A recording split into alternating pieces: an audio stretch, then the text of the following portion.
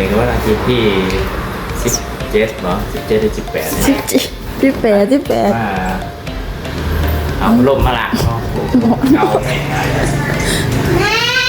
การเขาลื่นกับหมอนเขาลมเขาตัดไฟก่อนลมลงมาลมกับนี่เป็นคุณเนาะเปิดใส่หน้ากากร้อนขั้นตอนนี้มันการบางสิ่งส่วนพัดลมออกมาเนาะก็คือมีตะแกรงมีใบพัดเนาะคือว่าเราจะเอาออกมาด่างสังเกตเบิ่งใบพัดเบามีแต่ขี้ฝุ่นเนาะเต็มอยู่เนาะนี่เราก็บ่ได้ด่างมาประมาณ2 เดือนแล้วเนาะ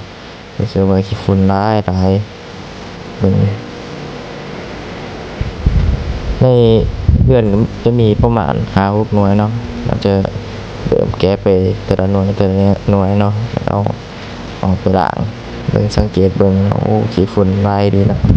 หายใจเอาตัวมือเนาะกันบ่ด่างนี่นะเสียสุขภาพเนาะ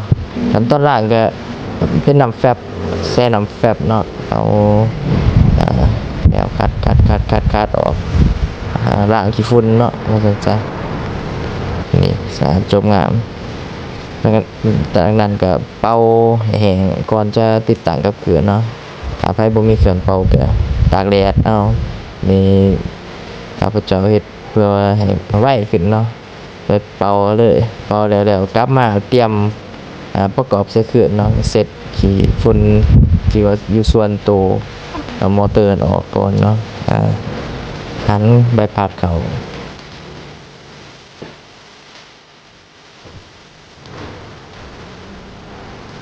จับตะแกรงเขาเนาะให้ดูความระมัดระวังเพราะ